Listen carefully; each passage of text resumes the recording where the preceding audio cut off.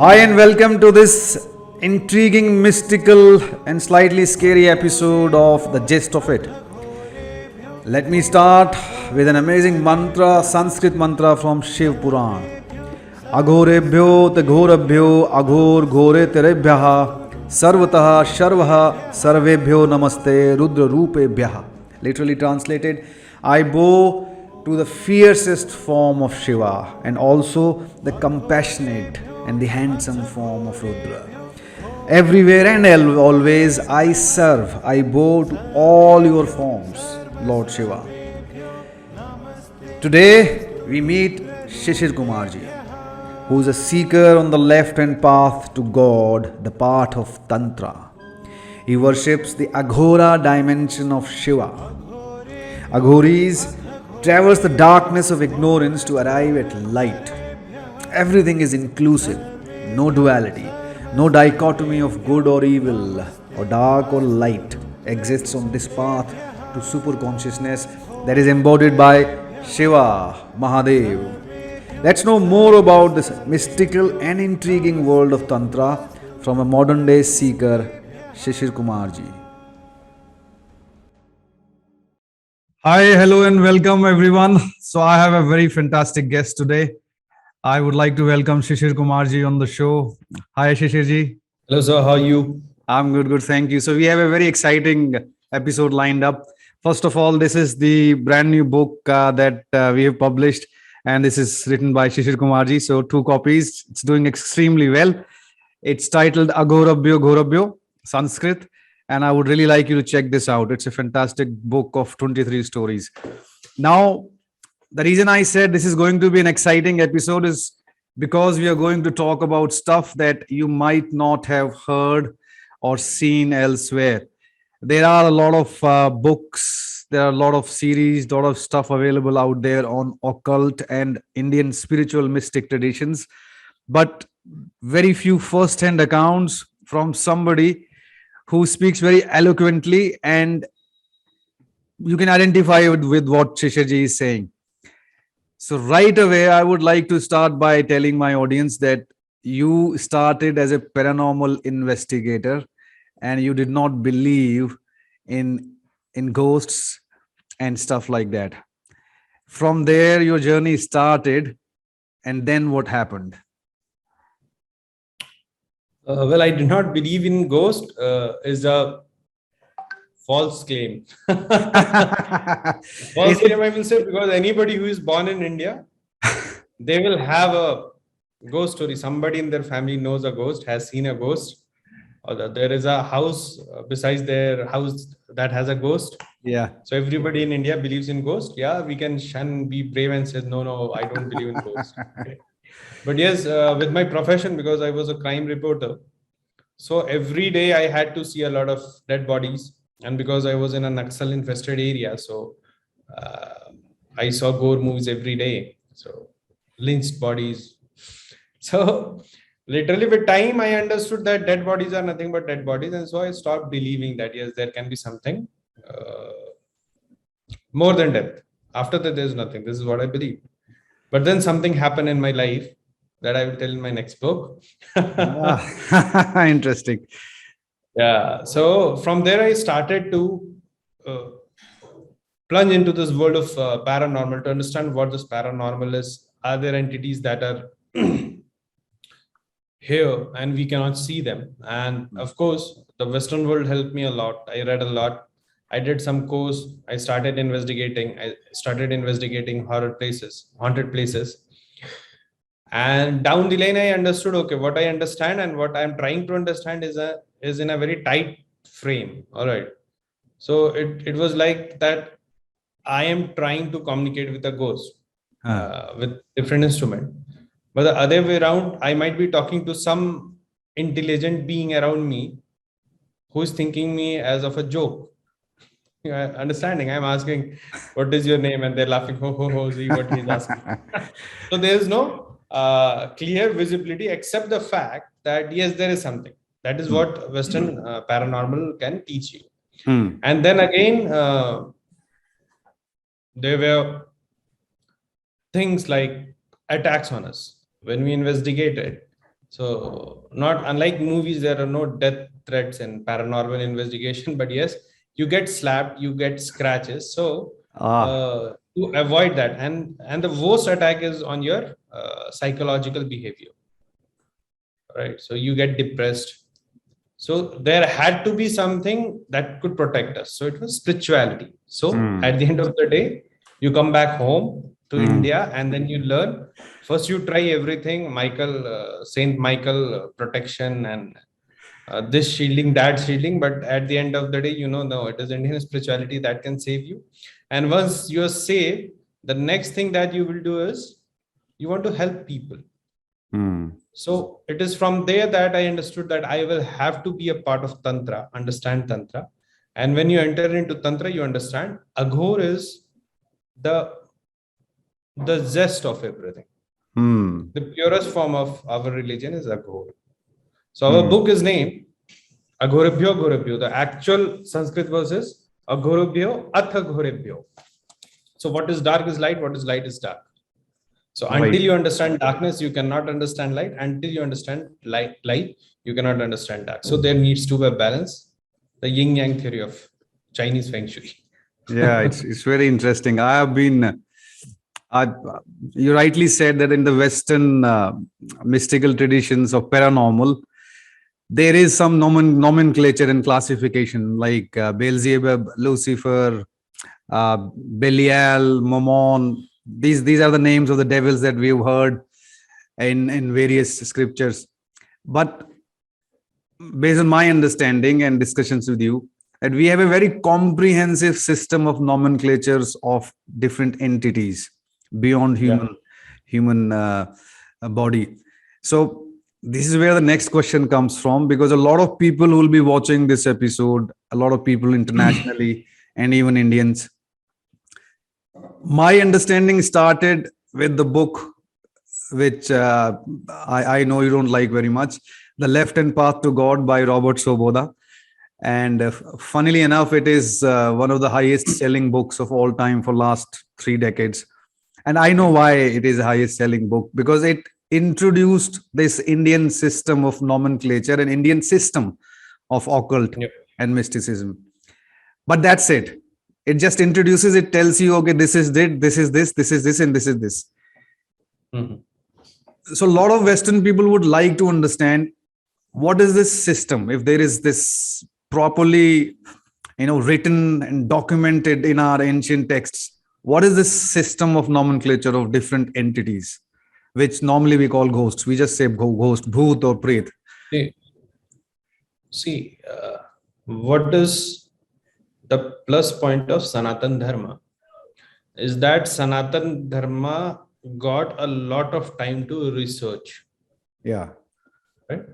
And put its research, the solutions, and the problems either in form of books or books that were given directly to the disciple. All right. Other religions are new. All right. They did not get so much of time, so their understanding about supernatural is lesser than our understanding about supernatural, our understanding about God.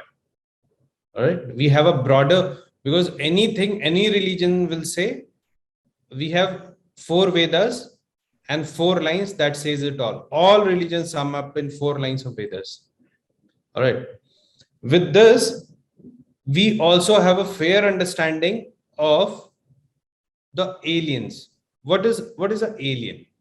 An alien is something that we cannot actually see, feel, taste. All right, the 5 senses that we use.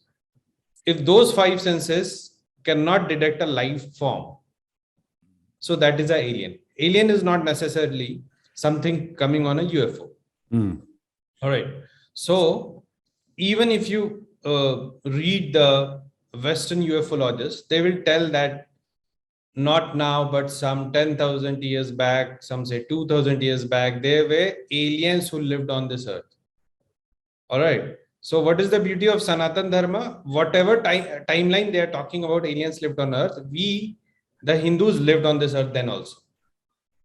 So we have a first hand encounter with all these entities. All right. So when they talk about Lucifer, when they talk about demons who live on the earth, we have Betal, Kusman, Bhairav, Dakini, Shakni, Hakni. All right. So there is a broad classification of everything, and it is not like a simple chant or a Georgian chant or in the name of Father, Son, and the Holy Spirit. No, no. If we have a spirit, we know the spirit. We have a different tantra for it. So what is a tantra? Let us now come to Yeah, yeah. this. You have not asked, but let me tell you. People think that tantra is something like Hum Pat Swaha. So there is this very colorful tantric sitting somewhere in the corner of the forest with a Havan Kund. No, no. Tantra is system. Tantra means mechanism.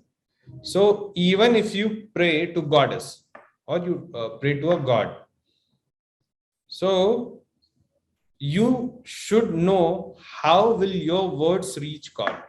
Mm. It is as simple as you could communicate to me because you have my mobile number. Mm. So mobile is a tantra through which you can connect to me, or a social media is a tantra. So Hindus have their own mechanism to connect to entities that we cannot see with our own eyes, we cannot hear, we cannot feel. All right. So all the entities and all have their different forms, all have their different ways of communication, and that is tantra. Mm. This is what we follow. And Aghor is a deeper plunge into the same thing. Mm. Aghor tends not to just connect to the entities, but Aghor is a process in which you have an entity and you get information from the entities. You make them even work. That is a bad example. Yes. Okay. So what I think people would be thinking at this time is that Hindus using tantra and the knowledge and the insights of the ancient texts, a system that has been mastered over thousands of years, Yeah. have access to different gods and goddesses, different entities. So that means that, first of all, that they exist, right? So that's the starting point, that there are different entities beyond us, they exist. And then we have a system to tap into those the powers and the blessings of those entities. This is in more or less every religion believes this. We have a very profound system. That's what you're saying. The Hindus, the Sanatan Dharma has a very profound, very clear system that has been mastered and proven. Give us an example. Let's say an example of a goddess. So why would you connect to a specific goddess and not the other one? Is there kind of a designation or a description of things that one particular goddess or an archetype can do this, so you pray to that goddess or god? So why do you pray specifically to different gods and goddesses? So, as I said, what our strength is research. Okay, the research that we have done. Yeah. So let us quote something from Aristotle's metaphysical theory. What he says is that we are 9 dimensions. That is what we Hindus also believe. Yeah. So 9 dimensions has 9 permutation and combination.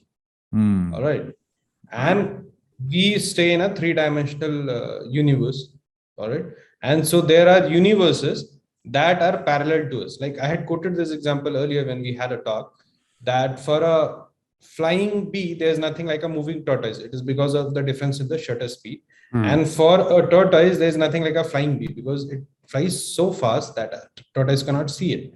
Similarly, even in this 3-dimensional world, there are things that are faster than what we can absorb. All right. And so they live around us and we cannot see it. Also, that is scary. That is going to be scary for a lot of people. Of course, there are people nowadays. This shadow people thing has increased. People see people moving when they see from the corner of the eyes, they can see things. All right.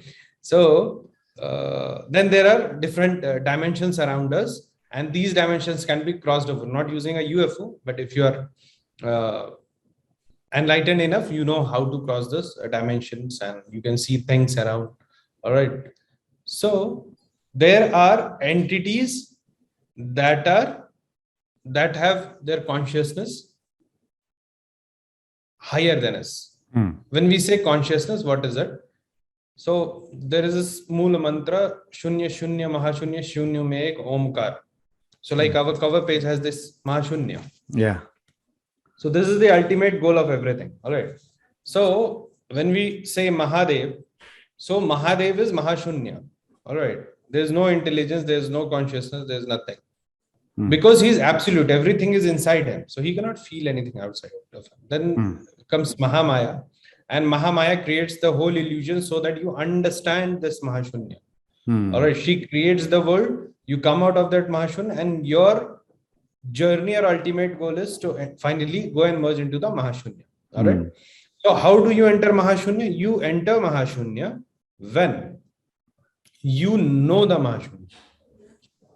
So suppose a lower dimension entity who has a lower consciousness can tell you things of lower dimension or lower consciousness that you cannot understand.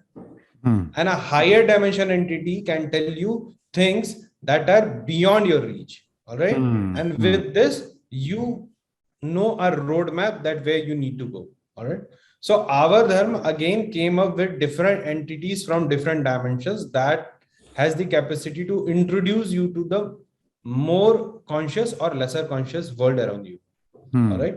So you pick up an entity for the information you want to have, or the experience you want to have, the kind of sixth sense you want to generate.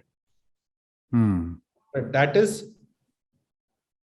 what an entity will do. There's another interesting prospect. So we talk about entity and we talk about God and goddesses. These are two different things. All right. I don't think anybody has told this till now. Okay, this is a big secret I'm going to reveal now. Entities or spirits are living beings like us in different dimensions. But God and goddesses are forms of energy. All right. So you will say, what is great about it then? So suppose, Harshadji, I pray to Goddess Kali and I see Goddess Kali. All right. And then you start praying Kali and you see Goddess Kali. Your Kali and my Kali won't be same. Okay. Because this extension of energy, this power packet of energy will be our own extension. So my Kali will come out of my own energy that I have taken from the Mahashunya. So your Kali and my Kali are different. Your Durga and my Durga is different. Right. But they are part of the same energy and we all are a part of the same energy. So when we pray to God and goddesses, what we do is we try to manifest our own energy to see a part of that super conscious God or goddess. All right. And we manifest that God or goddess as we have its picture in our own brain. Are you getting my point? So God and goddesses don't have body. It is we from our own consciousness, our own intellect, and our own energy that we give them a form. Okay. Is this treacherous to understand? No, this is quite interesting. So why would why would somebody pray to Kali or Durga or Lakshmi or any other goddess? What specific? Is there a goal, or why do we do that? Why do goal, like if you study Sanatan Dharma, all right. So it was the Mahashunya first, absolute Mahashiva sitting, Mahadev sitting, and just in his own dhyana, in his own meditative state, Mahamaya comes, she plays around, and then this world is formed. Then comes Brahma, all right, and then comes his daughter, then comes Gayatri Savitri, and then 3 Bij mantras are born. Why were these 3 Bij mantras? Why did these 3 Bij mantras come? Because without reproduction, the world could not run. All right. So Brahma asked Mahamaya and Mahadev, and he asked permission so that now, like he was creating cities, town, and living beings, Hmm. but that chain could not be continued until a reproductive system comes into place. Hmm.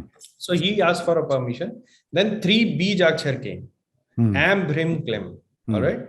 So Am is for knowledge. Hmm. Am Kari Shishti Rupaye, Hrim Kali Pratipalike, Klim Kari Kam Rupanye, Bij Rupe Namostate. तीन बीज है आपके पास. Hmm. So so the first Bij, sorry, I switched to Hindi. So the first Bij is you get intellect. All right. The second Bij is where you earn wealth and be a part of Maya. Hmm. And the third is when you can expand, where your Kamna. See, this is also again, when we say Krim Kali Kam Rupini, Kam Rupan does not mean like the Western world interprets. Kam Rupan means any Kamna that you have. I think of something and I can now manifest it. Hmm. My thoughts manifest. That is Kam Rupan. All right. So in this way, the whole world was then divided. All right. So three sections of human beings came into existence. Those who wanted knowledge, those who wanted Maya, and those who wanted powers. Hmm. All right. And this was not only true with the humans, but also with the entities. All right. So then there were entities called Yakshini. So there is a class of Yakshini. If you do Siddhi of them, they will take you to the Am Bij Mantra. So you will have knowledge. Then there are Yakshinis who will give you Maya. Then there are Yakshinis who will give you power. All right. So broadly, there are three classifications: knowledge, wealth, and power. And you need to choose an entity or a goddess according to the power, intellect, or money, whatever you want. And this classification has been made because we had time. The luxury of time. Yeah. So it's interesting that the three Bij mantras you talked about, they're all ascribed to the goddesses, the feminine. Yes. And not the masculine. So is Shiva the only masculine in our system? No. Shiva is not the only. It is about, see, a feminine. See, let me also be very clear about this. When we talk about feminine and masculine thing in God, let us first understand that they don't have body. Right. All right. So it is what they do is the clarification we do, because for a human being, manifesting something, reproducing something is feminine. Right. Creative Protecting energy. somebody. All right. Or making an infrastructure or killing somebody, that is masculine. That is human mentality that we have. That is why it is Mother Goddess who can create. Also, because Mahadev, see, Mahadev never creates. All right. And Mahamaya creates. So every creative thing was feminine. Feminine, right. Energies don't have gender. Energies don't have sex. They don't have life. They don't have a form. They are energies. So there is a creative energy and a destructive energy. That can be loosely said feminine and masculine. There is no destructive energy as such. Yeah. So no destructive energy in play. So what would be the opposite of feminine? The creative energy. The sustenance. Correct. Yeah. The cycle needs to go on, right? Yeah. So anything that goes old, that needs to die out for a fresher thing to come up, right? So that is a system. You cannot blame anybody. Right. So destruction is a negative word. Yes, it is. It is. Yeah, it is negative. And so when I think of feminine and masculine, I know they're very loosely used. So I always think of Shiva and Shakti. Shakti standing and Shiva lying in the feet. And in a very loose understanding of the imagery, it's that the creative force is always more powerful. Yeah. And I think the way I interpret it is that Shiva has to try and control or manage the immense power of the creative force. it can somehow become Kali and Durga and create havoc.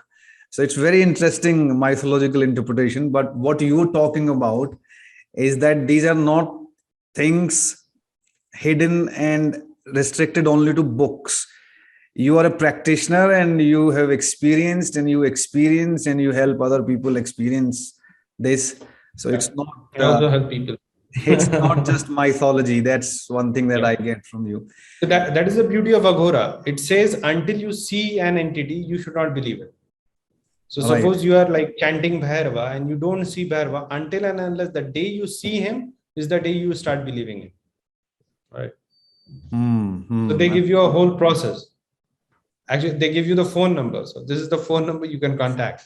So you just need to follow the process, and then you will be connected to the entity or the God you want to have a connect with.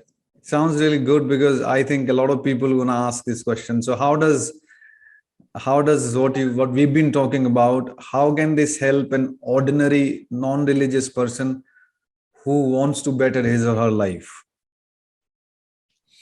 First of all, we never had religion. Yeah. India never had a religion. We never had a religion. Sorry. Dharma is not religion. All right. Loosely, like everything is loosely done. When we switched from from Sanskrit to Hindi, everything was loosely done. Yeah. And then Mughals came, things were nowhere in place. They came with their own language. They mixed it with Hindi. Then it became Urdu. Then it became half Hindi, half Urdu. And then our understanding and interpretation became horrible. Then we started learning English. And with English, everything went here and there. So the point is that we don't understand. And we try to, can I get back your question again? Yeah, the question is how can this help an ordinary person like this sitting in London who wants to better his or her life? So let me tell you. So with time, we have forgotten the Sanatan Dharma. So Dharma is your duty. It is not your religion. All right. We don't have any religion. Why don't we have any religion? A religion will tell you, you can have a religion if you have some supreme power whom you need to pray. Like, oh God, thank you for your daily bread or anything like that. But for us, we are God. So every Hindu who gets up is taught to be God.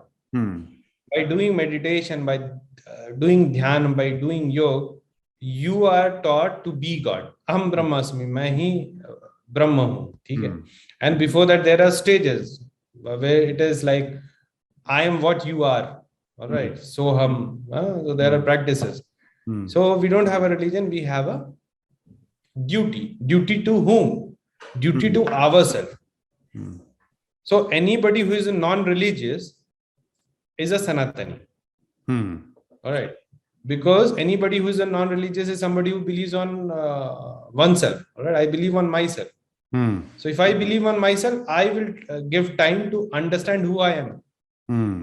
So come to Sanatan Dharma, realize who you are. All right. And realize your immense power and get connected to the Mahashunya. No other religion has the power to make realize what superpower human being is. It is just the Sanatan Dharma. We are spiritual, we are not religious. We don't have religion. Right. It's very interesting. It's really, really interesting because I had a conversation with a friend yesterday and he said that I've been reading Hinduism and I've come to this, that they recurringly ask, who am I? And so I've started to ask this question from myself, and it is so profound that it forces me to become a better version of myself. But I don't have a process. So Sanatan Dharma gives the process, and as you said, it has been mastered and proved by the great sages and rishis and practitioners like yourself in the modern day. And you said something that don't believe until you experienced it. Yeah.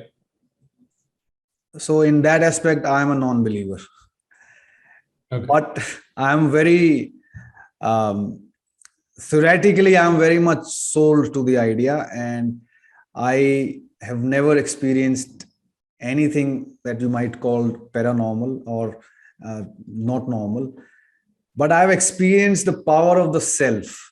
For example, just practicing gratitude instead of praying in front of a goddess's idol and asking for a boon or asking for some help in life. I have learned to be more thankful for what I already have, and make my abilities, make me more of a able bodied person to be able to do more of what I can do good. So I want, God, I pray to everyone, I want gods to make me bigger, better believer, so that I can do more of what I'm capable of. Just like you said that we have the power to make superhumans. So I don't think about becoming a superhuman, but I really want gradually every day, and I feel thankful that it happens every day, every week, things that we do in daily lives. So my prayer is a prayer of thankfulness, not asking for a boon. And that is, you can say, that is my religion. And I have heard you talk in your videos. You also said once that whenever we pray to God, we are always asking, and we always have a list of things. Give me that, give me that, and we are always angry. So instead of that, if we try, acknowledging what we already have and what we can be, believing in what we can be, and the process that you talked about is a pretty good roadmap to achieve our immense potential.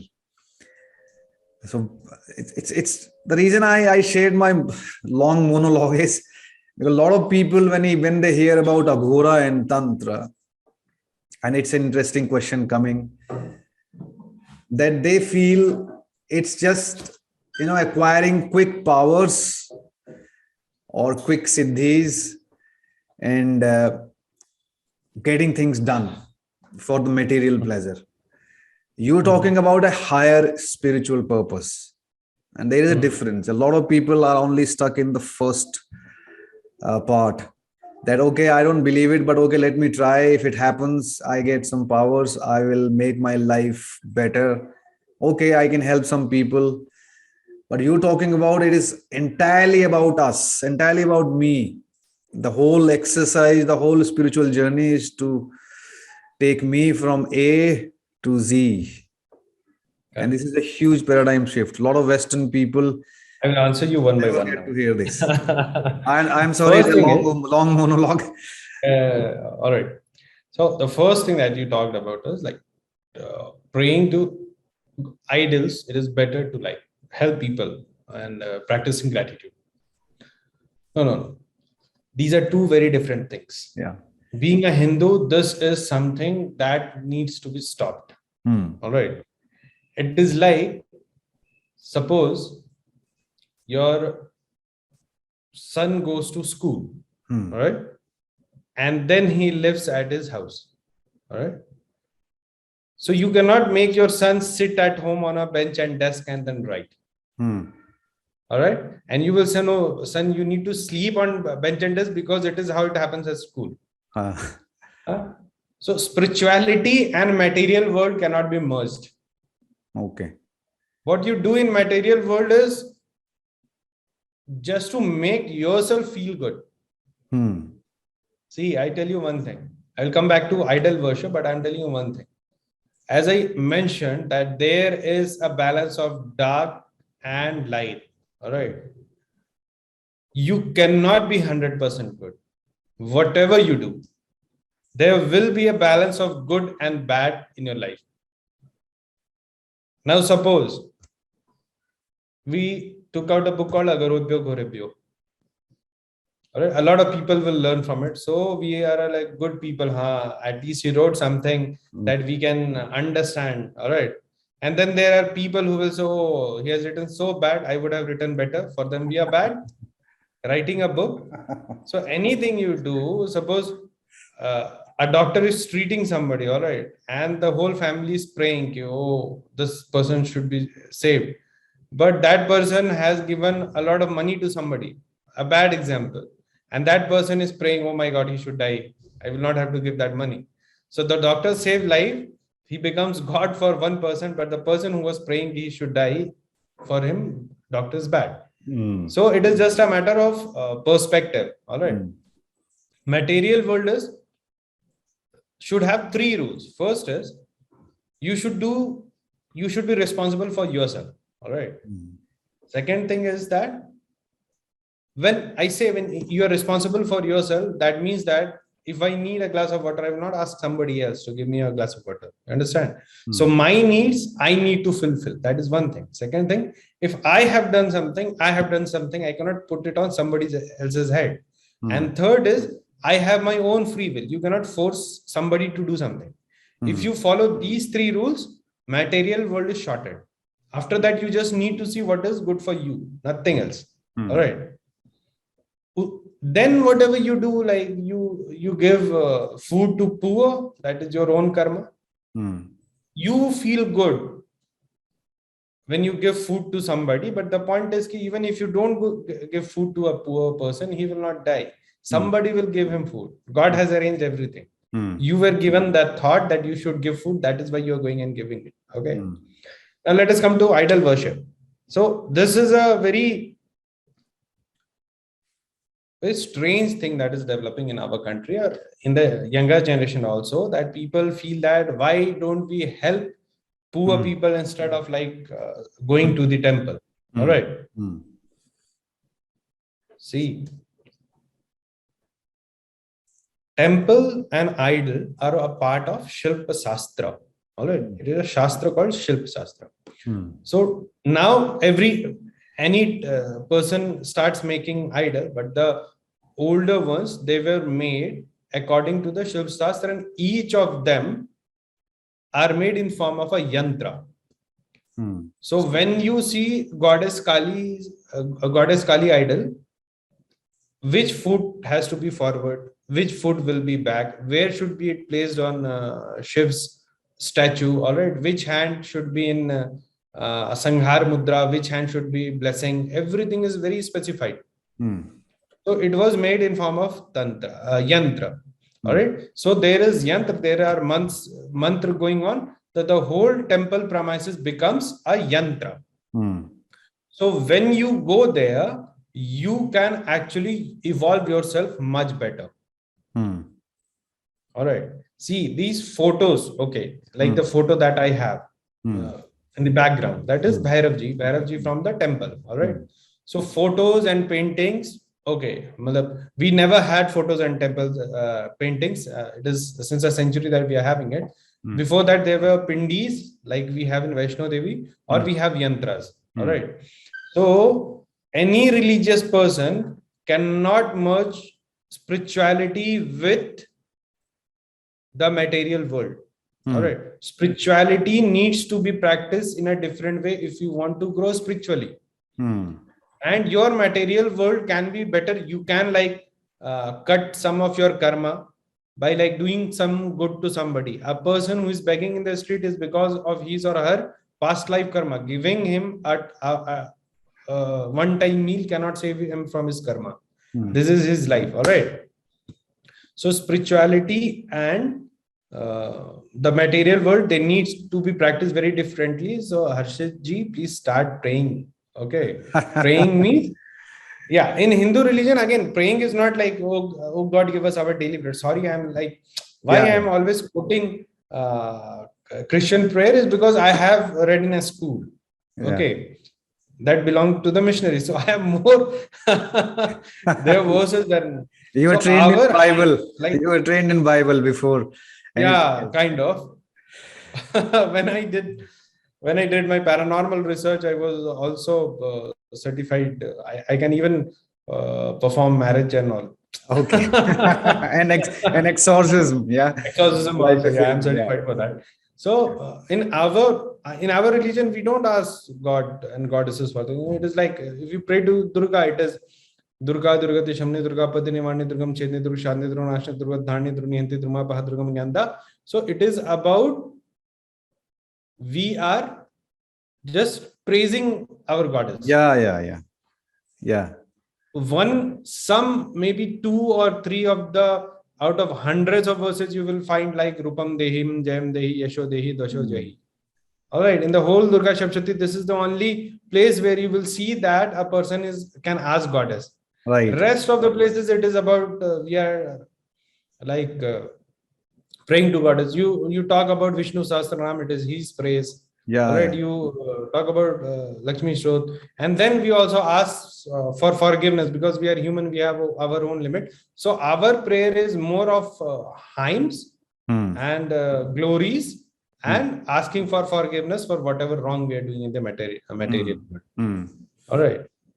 It's So interesting, this is, isn't it, that of we course, don't ask.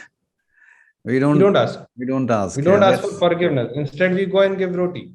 And then people will come to us and why are you pouring milk on Shiva? Why are you not giving it to the poor? I ask them that why are you sitting in the AC? The AC will cost 50,000 rupees. Give it to some orphanage. They will have food for a month.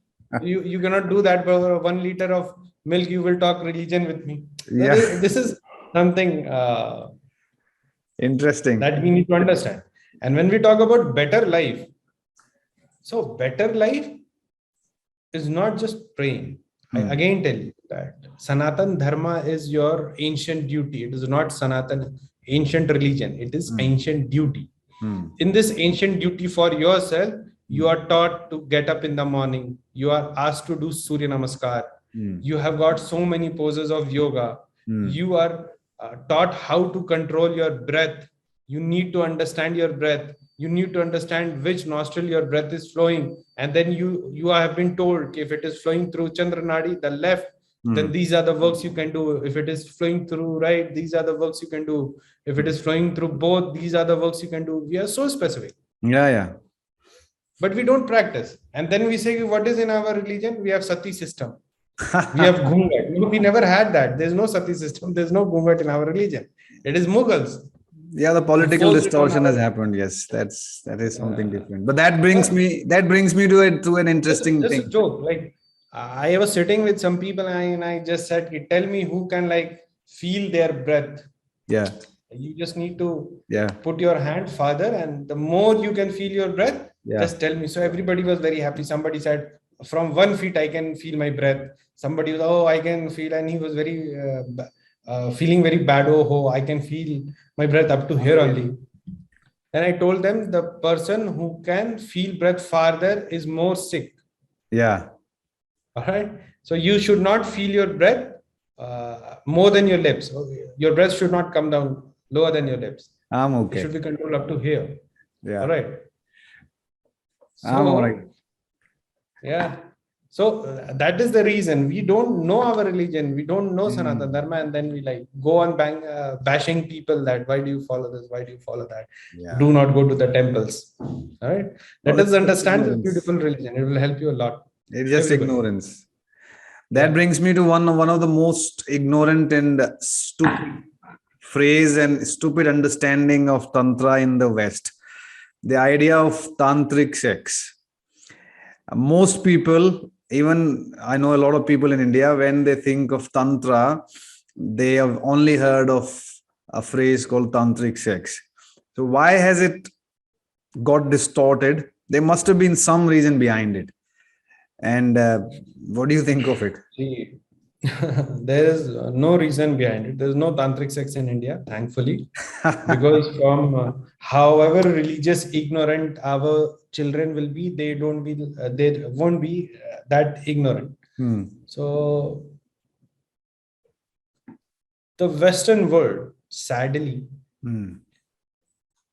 the relationship in Western world sadly relies on 2 things. One is sex and other is money. They don't have any other dimension to their world. All right. So those smart people who learned something from India and went to West. So when they tried teaching, see, when you do Omkarnath, you will feel peace. They did not feel peace. Yeah. All right. So they got what is selling there, sex is selling there, and money is what they are going to give. So they distorted everything. these two things have nothing in common, and it has nothing to do with Sanatan Dharma. Sorry, it is a product of the West. Tantric sex, it is not a product of India. It is not our product. All right. So let us not even talk about it. We complete disown sham. it. It don't have anything to do with us. It is complete sham. It is complete sham, and it's just got nothing to do with the Hinduism or Sanatan Dharma. So this is a right place to dishonor it and make it very clear. This is like anything that cow has to do with Moscow. That is what tantric sex has to do with India. There's no relation between the two. We don't know this. Our test has nothing like that. Good that we cleared it once and for all.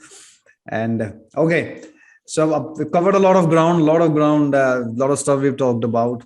I'm gonna do a pretty quick rapid fire and one word answers, and this is to know you better. Favorite horror movie? Favorite horror movie, I will say, the childhood favorite horror was Raat. Okay, good one. And when you have seen Raat? Yeah. Ram Gopal Verma. Yeah. No. Raat was, I think, should not be Ram Gopal Verma. Yeah, it's Ram Gopal Verma and that actress from Maine Pyar Kiya. Absolutely. Yeah. I've seen it. It's just amazing. And modern day horror, I don't think so. I have any favorite movie. Because, see, I just wrote an article 2 days back. If you have read, I can say Kanchana, the South Indian movie Kanchana. The horror comedy. It's nicely done. Nicely made. Yeah, and then there are some foreign movies on Jinn. There is a series. I don't remember. Yeah, I've seen it. It's called it's called Jinn. No, it's not called Jinn. It's Turkish. It is. Yeah, the Turkish one. Turkish, yes. Those are good. The Black Magic and Jinn. Yes. That's good. That is one good series. A book that you swear by. One book that, if you're only given one, what would it be? I know it's difficult. There's no such book. There's no such book. Let me tell you. See, if I talk about books, so you cannot swear by Vedas or because they are knowledge. Yeah. Right. And modern day spiritual books, I don't read. Yeah. So I read books just to get idea of what is happening. What happens is when you read books, you start implementing it into your own life, in your own spiritual journey. So even for me or my students, any spiritual book is a strict no. Okay. But anyway, if I want to read one book, all right, just came into my mind. There is a book called The Holy Science by Yukteswar Giri. Holy Science by Yukteswar Giri. Okay. Yeah, that is a book on astrology, kind of. All right, and he was the disciple of Lahiri Mahasaya. That is a very nice book. You will get a new version of Kali Yuga in that. So according to that book, Kali Yuga has ended 1500 years back. Interesting. And there is a full calculation. Our astrology is a mistake, that book says. So we are in our calculation of Yuga is wrong. So we are in Satyug now, according to the book. That book in 1900 had predicted that by 1970 we will have a great development in electronics. Okay. Yeah, seems to be pretty good. Okay, next one is money the root of all evil? Yes or no? Money is the root to all evils. No. No. Human mind is the root to all evils. Good. I agree. And what is mind? What is mind? Human mind. Human mind is where? Scientifically, we don't have a mind. All right. It is a hypothesis. Psychology is a hypothesis and mind is a hypothesis. Okay. So the environment you are in is your mind. So anything around you is, if it is evil, you are evil. Hmm. So when you are around people who are positive, Hmm. there's no evil, even if you have a lot of money. Hmm. Yeah. Interesting. In fact, money will eradicate ignorance. Money eradicates ignorance. Hmm. Because when you have money, your gates to knowledge are open Hmm. wherever you put your hand. Hmm. All right. And I think, practically speaking, in the modern contemporary world, it is one problem less. It Hmm. fixes a lot of stupid problems, and you can focus Yes, on the it does. big. It does. Yeah, you can focus on the. Yes. Yes. Okay, the next one is: can you still get scared? So I use can, not do. I could have asked, do you still get? no, no, everybody gets scared. Can you See, still get scared? there is a rule. Like any new place, I am not supposed to stay alone for 3 days. The first three nights, I cannot stay alone. Okay. That is because once you have this open sheet and there are entities that can read you, you cannot read an entity, entity can read you. Hmm. So you can be attacked. Hmm. All right. So a fear of attack is always there. Okay. So when you stay for 3 days and you understand the entity, you may not fear, you know how to tackle it. But for first, yes, anybody who You can get scared. has crossed the threshold has a fear. Okay. Not in this material world, but yes, fear Hmm. is there. Okay. A spiritual practice that everyone should try, irrespective of religious beliefs. Something you'd like to suggest that everyone should. There are two things. One is at least every person should do Surya Namaskar. So Surya Namaskar will help you to keep your body in shape. All right. It will open up your veins. All right. And also all the chakras are aligned when you do Surya Namaskar. Second thing is every person should be doing breathing exercises. Not what Pranayam. Ramdev, I mean, not pranayam. not pranayam. Pranayam is a strict no. Okay. Pranayam is a strict no, and the concept of pranayam should be very clear before you do pranayam. Hmm. What Baba Ramdev teaches is not pranayam. That is not pranayam. Okay. Okay. He has made a product. See, it is not his mistake. As in the Western world, people wanted sex, so it became tantric sex. In India, what people want is they should be given some practical work in which they can engage themselves. Yeah. Quick. So if I tell quick you fix. pranayam is nothing but like you take breath, you release breath, and then you hold it. All right. This is the first step of pranayam. And the second step of pranayam is you take your breath in and then you hold your breath. So this is what pranayam is. Okay. Other things like taking breath from one Alternate nadi, nostrils. Yeah. releasing it from other, that has step. What Baba Ramdev teaches is the fifth step. Okay. So that is just to make you well versed with pranayam. All right. For a normal person, just taking breath, holding for 20 count, holding your breath and then releasing your breath, that is sufficient to start with. Then you must have a master to master breathing exercises. Okay. You cannot like master your life force with just one comment or just one video. You need time. You need somebody who has already mastered it. Right. So two things that you suggest is Surya Namaskar and breathing exercise. For that, you need a master. Yeah. And hopefully, but to start with 20 till 20 count, count. you can breathe in, then 20 count you hold it, and 20 count you release it. You release it. Okay, that's good enough to start with. And hopefully that will yourself help you to understand and take you further in your spiritual practice. Yeah, very much, very much. So I think we're going to get a lot of questions based on things we have talked about. Some ideas very alien and new to a lot of people who will be watching, and I welcome comments and feedback. And I'm sure we're going to have to record another episode based on the comment and feedback, because I can tell you that there is a lot of new and fresh information that we've talked about. And on that note, I would really like to thank you, Shishirji, for your time. And I hope everyone likes this episode. Thanks a lot. Thank you so much, Adesh. Thanks a lot.